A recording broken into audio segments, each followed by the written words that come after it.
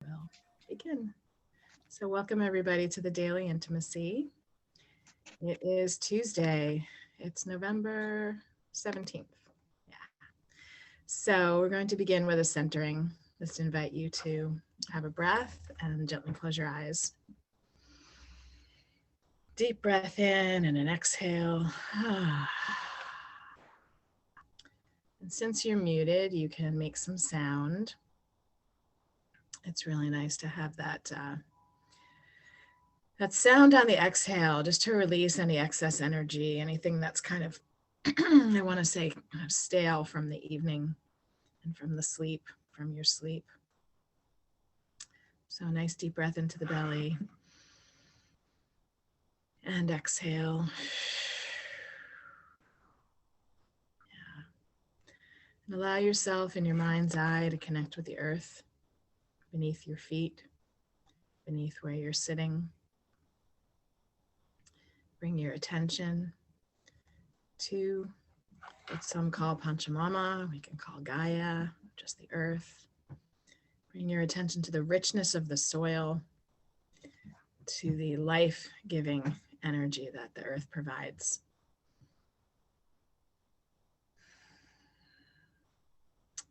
And we forget that she's there, even though she is our main source of life and everything. So as you connect with her in your imagination, you're actually connecting with her in real time. And breathe in all the goodness. Take a breath in with her in your mind, and you can feel immediately something, some kind of good energy sweeping into your body, providing you with vitality and nourishment. And bring the breath all the way up to your heart center. You might put your hand on your heart to kind of locate, guide the breath and the energy. And then exhale down the central channel of your body. So right down your spine, right down to the base of your spine.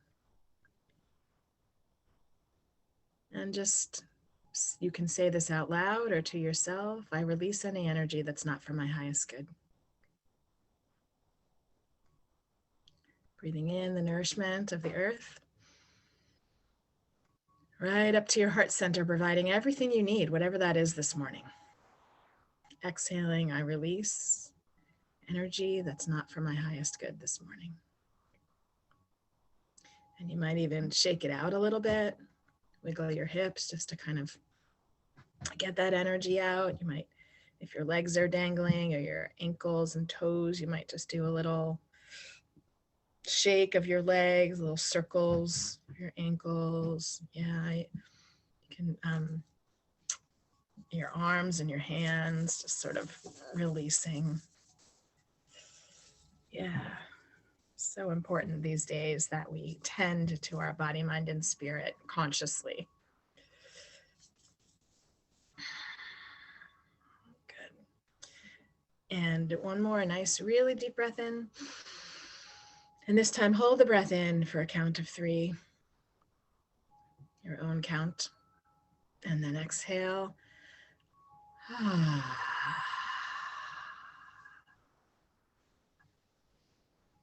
Yeah.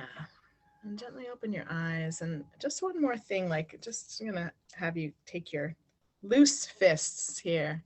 Yeah, this is what I'm thinking, Denise. Just some kind of waking up. You might wake up your jaw. Here on your shoulder points, you're waking up your lungs. Kidney meridian, you can come down to your waist. Reach behind to your back, and you might waking up the kidneys and the adrenals. And down your tush. And if you have access, down the sides of your legs on the outside. And then up on the inside. I'm just getting sort of half, but you can go all the way down. Back up to the heart and this lung points here.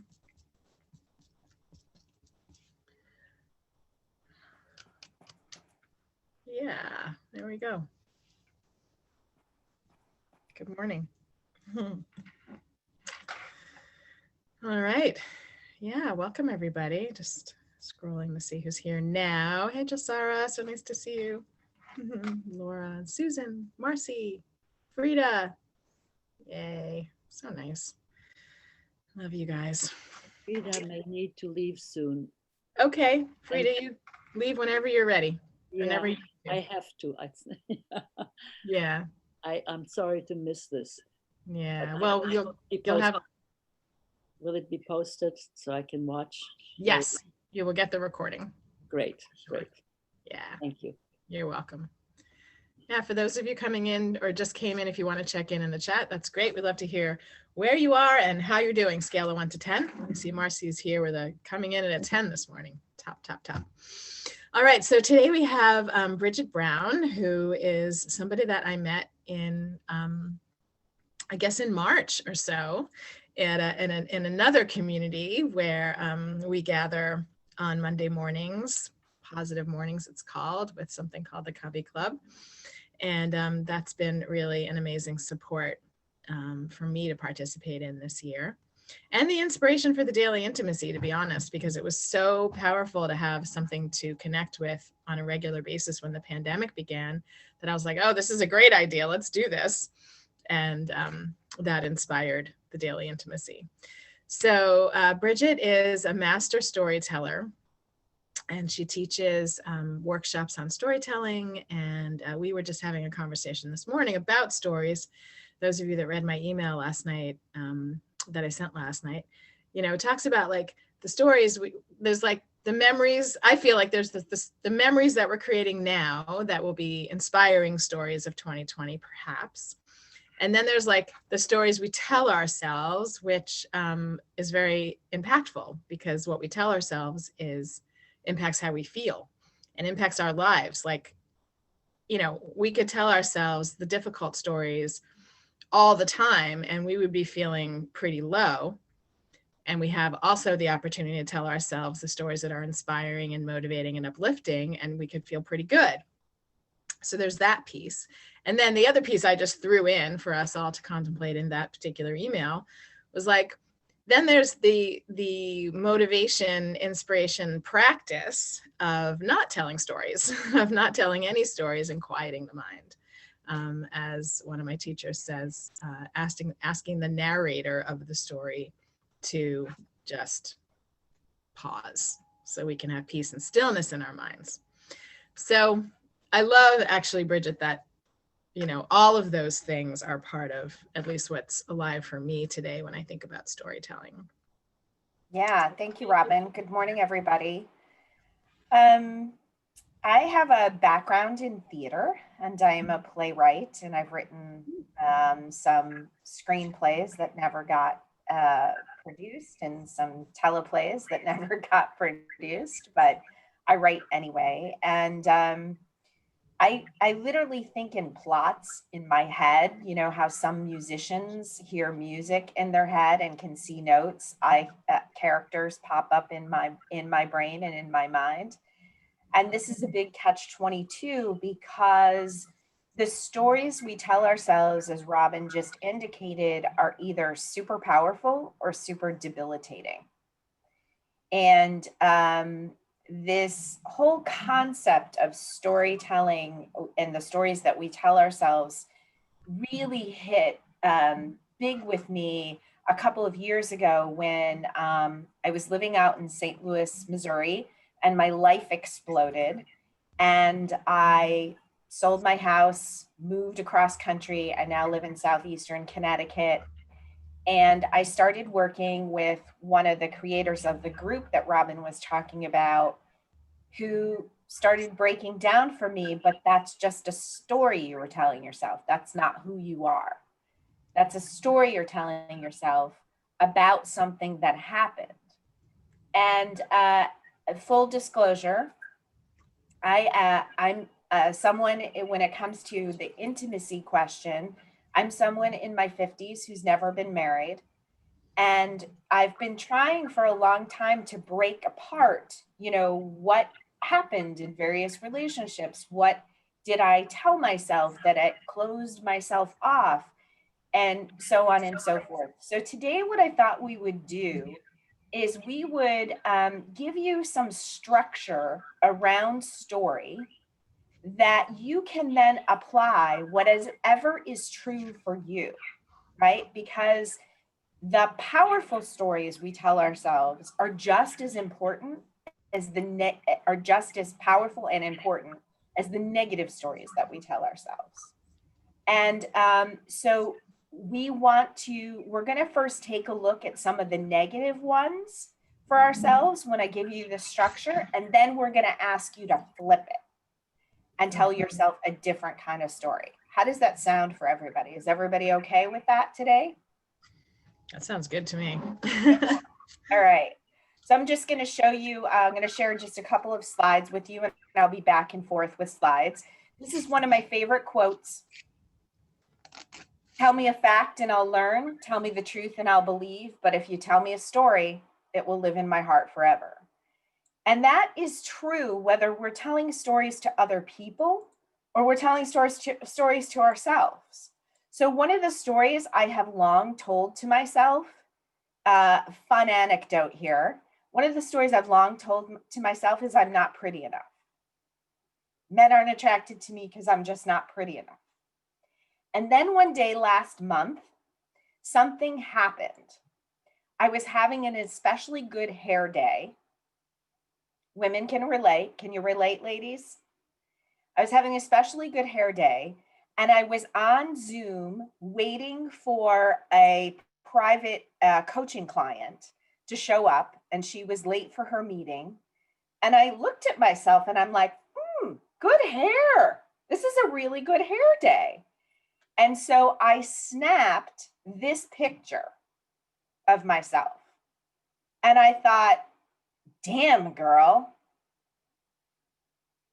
Damn, girl. And I jokingly said to a lot of friends, I couldn't stop looking at myself. I wasn't really joking. But it broke down the narrative in my head, because I was like, look, if there's a guy out there who doesn't find that at least attractive, you may want blonde, you may want straight hair. If you don't find that at least attractive, then you know what? That's your problem. And I had to break apart from myself this story in my head that somehow I wasn't fill in the blank, right? We all have those. Raise your hand if you can testify. Okay. So that picture is now, I printed it out. I made sure that it got up on all of my social media. I printed it out and I put it up on my bathroom mirror, because I was like, you don't get to tell yourself this story anymore, because it's not a story that pushes you forward. It's not a story that helps you. All right. So what I'd like you to do is take out a pen or pencil and paper. And I want you to write down basically one sentence. What's the story you're telling yourself that is preventing you from whatever it is that you want in your relationship life? So if you're in a relationship, but you feel there's something missing, if you're looking for a relationship, whatever it is that's true for you, what is the story that's preventing you from having the ideal that you're in your head? And just write one sentence. You don't have to write out an entire story. I put the prompt in the chat for anybody that needs it. Thank you, Robyn. Yeah. So one sentence or so. Okay.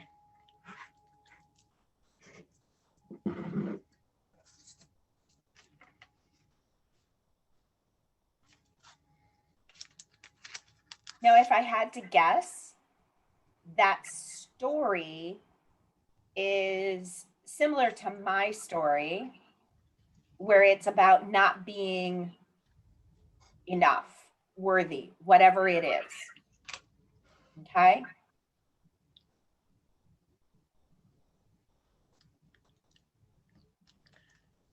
And if anybody wants to share, by the way, in the chat, if you feel up to really, taking a risk and being vulnerable, please do.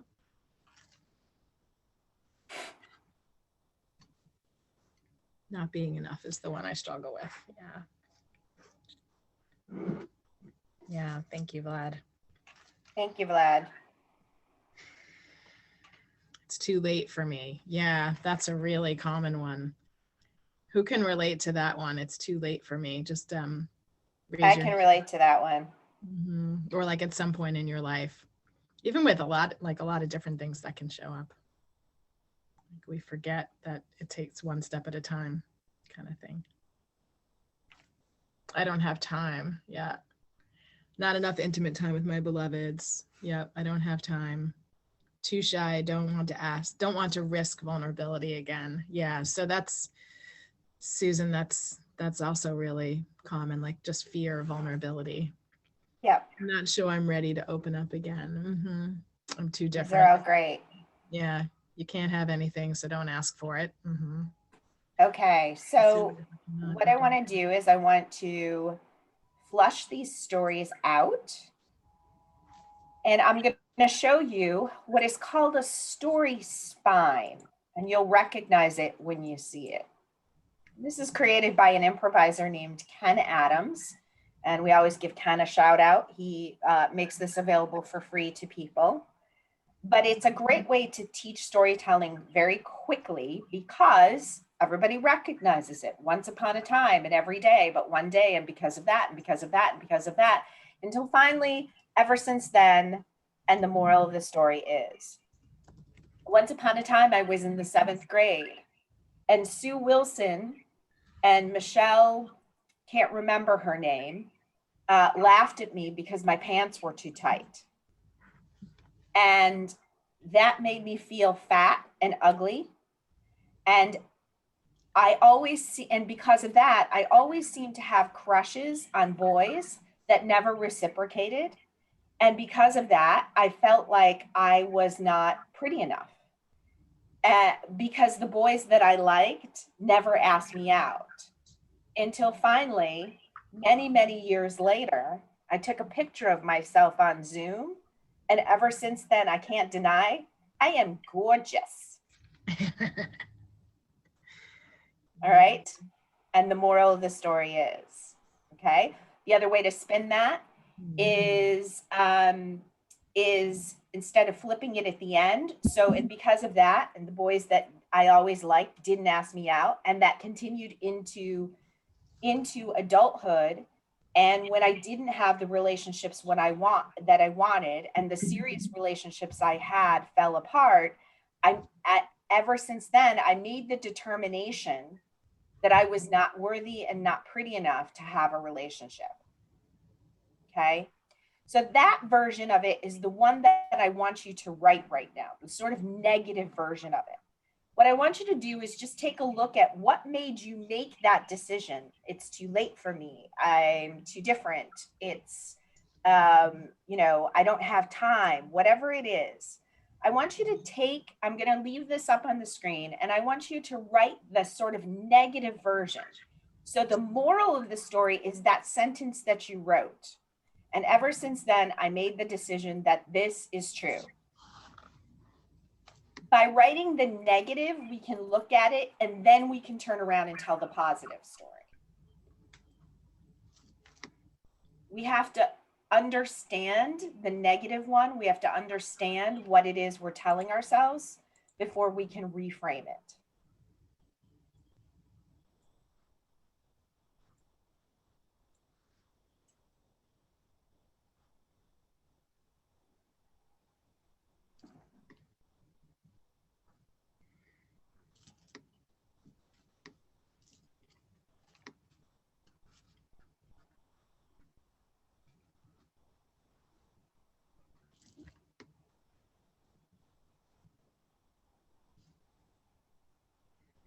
So this is the negative version.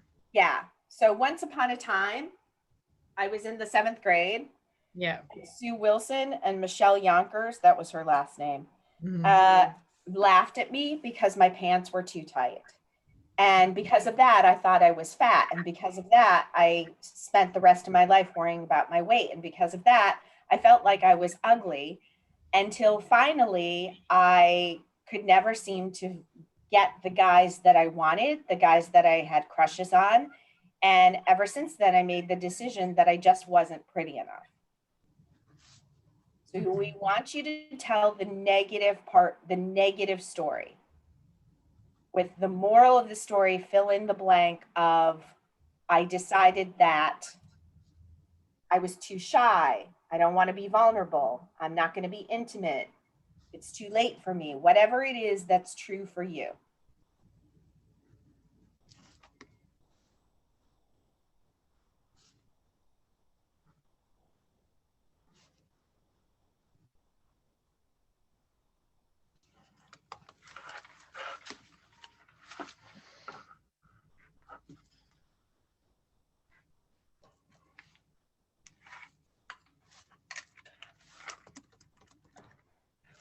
And as you write this out, don't worry if it's clunky. Don't worry about, you're not going to go, we're not sending you off to the moth stage in 2 minutes from now. It's okay. Right? Yeah.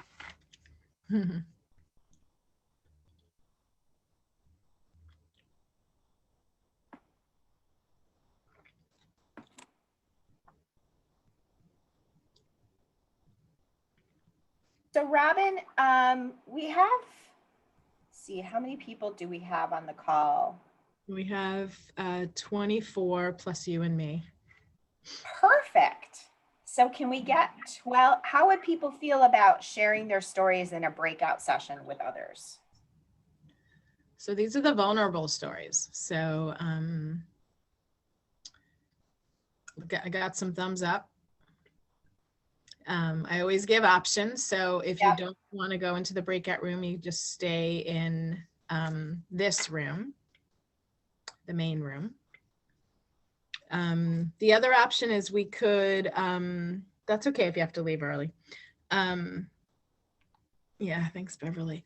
The other option is we can do, let's just do that because it'll just be a short share. Yeah, we're gonna send you in for like 3 minutes. Like total 3 minutes. Total 3 minutes. So each person gets about 1.5 minutes to go through and use the story spine as roughly or concisely, whatever it is, as you need to share with another person what you've uncovered for yourself. Okay? Yes. Right? Let me just check to see where you so are. So to reiterate, as Robyn is putting the breakout rooms together, you're going to be partnered up with someone, and the person with the shortest hair is going to go first. And you're going to tell the story that ends with that thing that is preventing you from getting the ideal that you want. Right. Okay? You're going to give the background and the history of it. Again, until we acknowledge background and history of the stories we tell ourselves, we can't shift them. Robyn? Right. Yeah, I was just going to say each take 1.5 minutes. I'll time, but also time yourselves. Most of you will be in twos, but if there's a 3, just sort of juggle the time. And if you don't want to go, just stay here. Okay. See you in a few.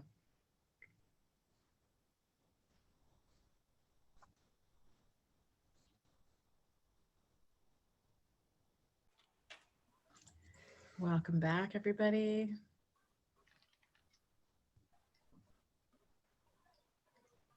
Didn't have enough time. Yeah. Yeah, we got cut off too. Oh, I'm sorry.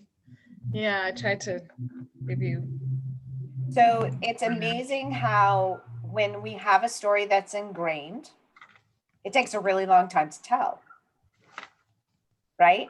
The more ingrained it is, the longer it takes to tell. Because we have all these reasons why it's true. Right? We have my ex-boyfriend who told me that inevitably, you're not my type. You're not sweet. We have my ex-fiance who left me for a younger woman. I was 29 at the time. True story. Okay. We have all these reasons that add up to why it wasn't true. Okay. That's really interesting, Bridget. I just want to chime in there. It sounds like what you're saying is that it's easy to like keep filling it in, like, and proving it right. Right. Because of this, because of that, and then this happened. Like, my story is only 4 sentences. Will you share it with us, Robyn? Not right now. Okay. But the point is like, our minds are gathering evidence, right, about why it's true. Right. The reason I'm not sharing it is because I'm still trying to figure out like the launch pad point, which I thought was really interesting that you started with this happened and then that, and I'm still sort of mulling that over. Yeah. And by the way, the launch pad point does not have to be true Right. to create the story. Right. You know, because the truth of the matter is our minds try to organize things. We try to deal with the facts as we see them in front of them, and then we narrate them into stories to get this cause and effect. When I said earlier, I think in plots, that's very true of me, but the truth of the matter is we kind of all do, in so much as we're always telling stories to ourselves. That's why storytelling is so important. Okay. And as Brene Brown says, our stories matter because we matter. And when we can give voice to the negative story and stand back and look at it and do this sort of Byron Katie thing of, is that true? Is it really that you are so bad looking as a human being that no man is ever going to find you attractive or whatever it is? Is that true? Right. Okay. So now we're going to flip it. And what I want you to do is I want you to take a look at that sentence that you wrote that was the moral of your story. I don't have time. I'm not this. I'm not that. Whatever it was. And I want you to write for you opposite. Okay. Sorry, I got it. What could possibly be the actual truth? First of all, there's no one on this call who's not worthy. That's not a thing. You're worthy because you exist. Okay. So if that's the one you came up with, I just broke your story in half. Okay. One of the things that we see when we look at all of these reasons is that if we were to dig and dig and dig, like if you were to work with Robyn in coaching, you would find that it's some version of that. Some version of I'm not enough, some version of I'm not worthy. At least that's true for me. And would you say that's true for most people, Robyn? Absolutely. And I'm just was writing in the chat that somehow now I'm feeling like a little deja vu that I had a dream last night about that, about I'm not worthy, like the origins of I'm not worthy in my life. Interesting. Yeah. In preparation for today. Yeah. And when we write that down in that manner, I'm not worthy, I betcha, how many of you have a flood of memories of all of the proof? I see my parents in my head giving me what I call the Patsy talk, where they sat me down when I was a preteen and told me I better watch my weight because I didn't want to be like Patsy, who was our family friend that was overweight. Yeah, that happened. I see the look on Emily's face. Oh yeah. They meant well. I got a lot of that too, Bridget. But you know, no coincidence that I've struggled with my weight my entire life. There's a one-to-one correlation there. Right. But see, that's where storytelling is so powerful. That was the story they told me. That was the story I adopted. And now I've had for years and years to break that down. So I'll stop talking for a minute while you write that sentence.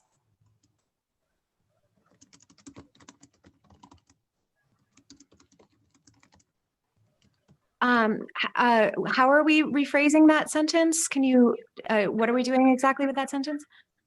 So write what is opposite and probably true. Are you willing to share what your original sentence is with us, Caroline, so I can give an example?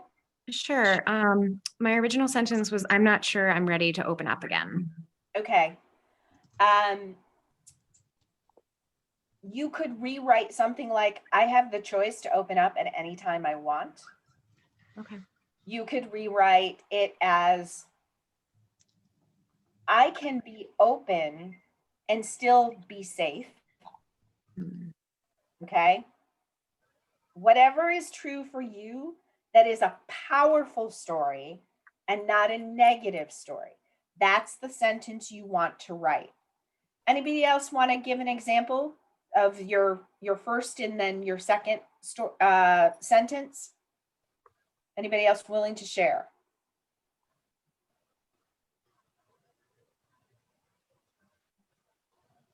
Marcy. Marcy. So my original sentence was, I don't have time for a relationship. And in the breakout room, my partner, Linda, and I were like laughing hysterically because I have time for all these other things that I want to do in my life. So my reverse statement is that I have plenty of time to be in a relationship when my heart is open to accept it. Great. That's great. Thank you. You're welcome. Thank you. And by the way, that's a story that I have told myself many times in the past. When the truth of the matter is, it was more akin to Caroline's story. I didn't want to get hurt again. Maya, I saw you raise your hand. Yeah, thank you. I'm having trouble boiling it down to such like a kernel. And I think having a kernel is helpful rather than like lots and lots of words. Sure. Tell me what you got. My new sentence, you mean the positive? Start with the old one. Okay. Granted, I'm just waking up from a really hard dream and a really hard night where my ribs were really aching. So I'm not quite with it this morning, but the original one was, I'm not sure I'm successful, stable, or available enough to be in a healthy, dynamic, uplifting relationship. Okay. Successful, stable, or available enough. Is that true? I don't know. I have a lot of stories about not being successful, even though highly talented. Lots. And then I feel like I don't want to be with somebody unless I'm more together. Okay. That's really, that's a big feeling in me. Yeah. How does the story serve you? I'm feeling really sad talking about it. I think it helps protect my time, that there is a way that I really need a lot of time to myself, that has become an important piece of my life. So it kind of protects that. I think it protects me from maybe having to look at ways that I am not making enough progress for myself about being more artistically or financially successful, because I can just go on my own without facing it fully. And I think it protects me from opening up again, because I was really, really, really in love in the last relationship, and it really ended up hurting for years.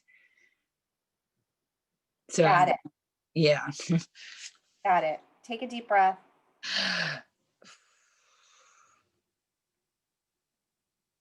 I feel like I'm just so upset. Yeah, I get it.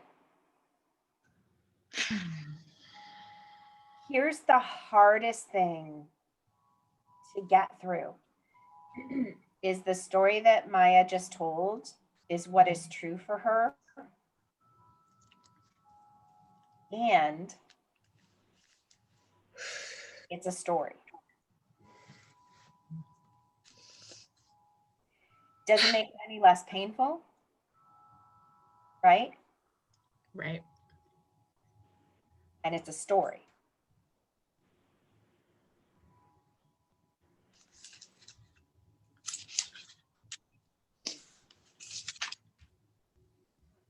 Okay. Thank you, Maya. Yeah, appreciating your vulnerability and honesty. Yes. Thank you so Presence. much for sharing, Maya. Yeah, you're welcome. Thank you. It's really actually healing to realize just how much sadness I'm still carrying around about that last relationship. Most of the time, I just sort of cope with it or block it out or kind of transform it, but it's there, it's a very deep note. Right. I don't quite know how to transform the story. Yeah. If you could transform the story, what would and we've just got a couple of, we just have a couple of minutes left, but this will be helpful for everyone, Maya. If you could transform the story, what would the end of the story be? Great question. I think, it's funny, but it seems like it's more about me being successful and having my art or my political leadership out in the world and less about actually getting a good relationship. Okay. I feel like that's actually more the truth, but it also feels like trusting myself that I can make a really good choice about a healthy partner who will support that. Yeah, so it's something that feels like something along the line of I would be more authentically myself and more okay with who I am. Okay. So as we wrap up here, and I'm sorry we didn't get to do another version of the story spine, but what I recommend for anybody who wants to use it as an exercise is take that second sentence, plug it into the moral of the story, and then find all the proof that leads up to that. Yeah. And as you said that, I just felt the joy, even of that last painful relationship, even having a big piece in that. Yeah.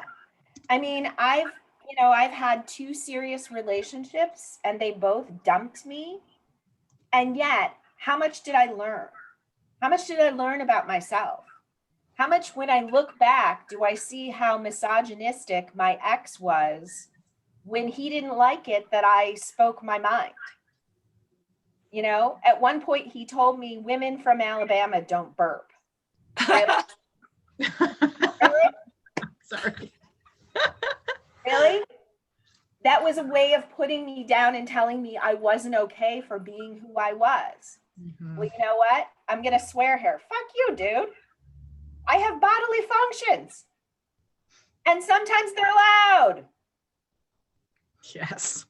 We have, as Robyn will tell you, as a therapist, we have this negative bias.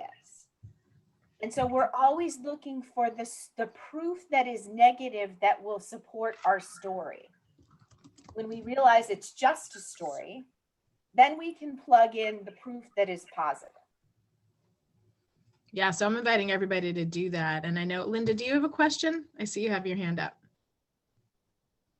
You're okay now? Okay. Okay, just wanted to make sure. Yeah, I'd love to, we have more time, and I'd love to hear the end of the story in the chat, or have put me in the chat if you'd like to share. I think we all would love to hear the end of the story. And I love what you said, Bridget, like find the end and then fill in all the proof of that. And then that's your new story. Yeah. When my life blew up in St. Louis, I had lost a job, literally got walked out of the building. And I had all these stories about how I was this horrible human being, how no one liked me, all of these things. And as I started deconstructing the story, I had this image one day, because I always work in Post-its when I do storytelling. And I Nice. had this image one day, true story, of I have this double wide window in my kitchen.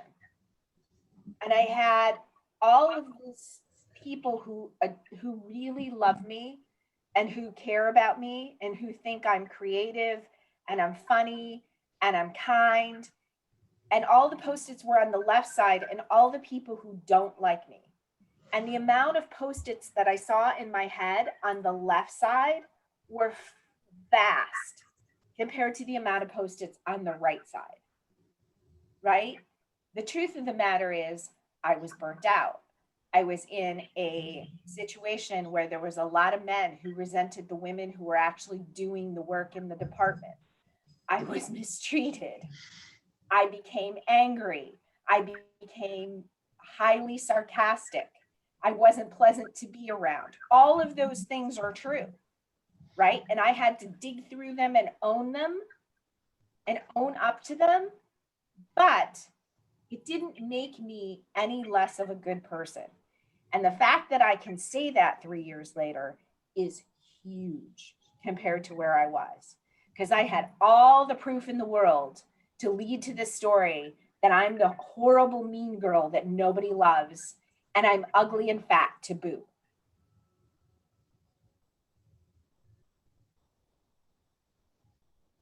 But it was just a story.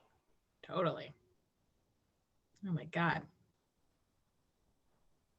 Okay.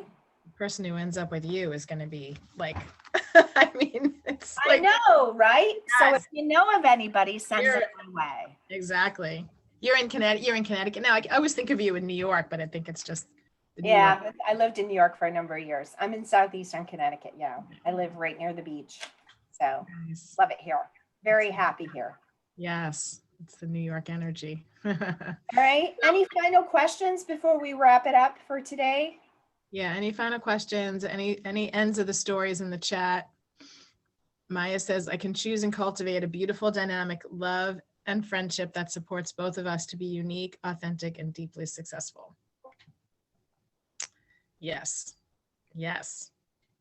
I would say the end is that you have that in your life. The very end. And then Mitchell, I think Mitchell. sharing sounds as a form of love. Yes. Yeah, right. Yeah. Yes. I yes. can belch with the best of them when I get going. I just want everybody to know. Denise has got to share. Let's hear from you, Denise.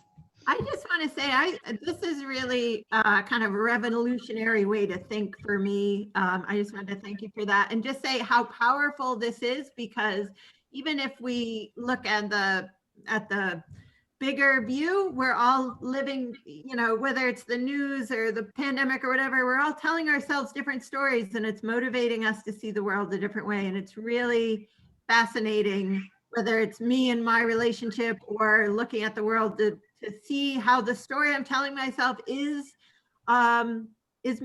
making me feel better or worse, whatever I want, based on that topic. So Yeah. really powerful. I'm going to really think about the second ending that you've talked about. Yeah. Great, Denise. I love Thank that. you. That's really powerful.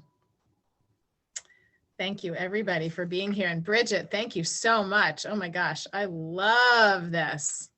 You're Love, welcome, love, Robyn. love. You are amazing. Thank you. Happy I met you. Just I a know. little Go ahead. plug, if I may. Yeah. So coaching and facilitation is what I do, and I do it for corporations as well as people. And I teach various types of communications training, from unconscious bias to storytelling to public speaking to interpersonal communication. So that's my mini plug. There's my website in the chat if you'd like to check it out. If you go to the website and wait for a couple of seconds, a box will pop up and you can get on my mailing list. One of the things I do is the first and third Wednesday of the month, I teach improv for better communication, which is really super fun.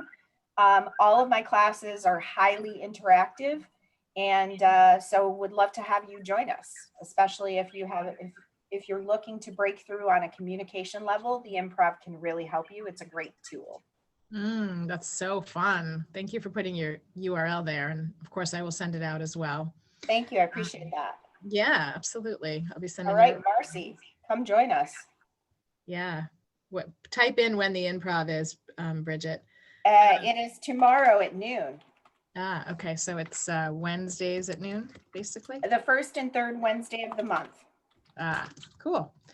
And thank you, Elisa. So next week we have off because it's Thanksgiving week and I decided to take the week off. I realized that I have not had vacation since July. I took 1 week, only 1 week I've taken since the pandemic started, which is really honestly not like me.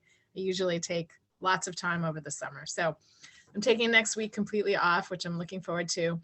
And I will see you in 2 weeks. I believe that day we have Linda Marks and we're going to have actually some live music and also some body oriented, I forgot what she calls it, but she's like one of the, really the first people that, that coined or that talked about the value of the body oriented sort of psychotherapy movement. So she has a really wonderful practice. And she also happens to be a musician. So we're going to get a combination of good things on that day. So I look forward to seeing all of you then. And I hope you have a great couple weeks and a wonderful holiday next week, whatever you're doing, whether you're EKP. Yes, thank you, Sandra. I couldn't get it out. Whether you're solo, if you're solo, I hope you connect with other people somehow and enjoy a wonderful and safe holiday and couple weeks. And I'll see you then. Thank you. Bye, everybody. Lots Thank of you. love. Thank you, Bridget and Robyn. Have a good You're week to all of you. Thank Thanks, you. Matthew. Yes. Thank you, Robyn. I've got to run. Yes. See you later, Bridget. Bye. Take care.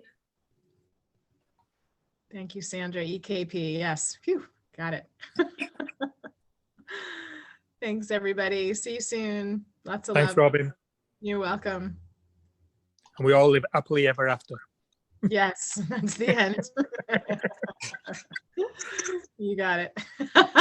That's funny. Bye, Robyn. Happy birthday last week or whenever. Thank you. Thank you. Yes, a couple days ago. Thank you so Happy much. birthday. Thank you. Bye, everybody. Bye.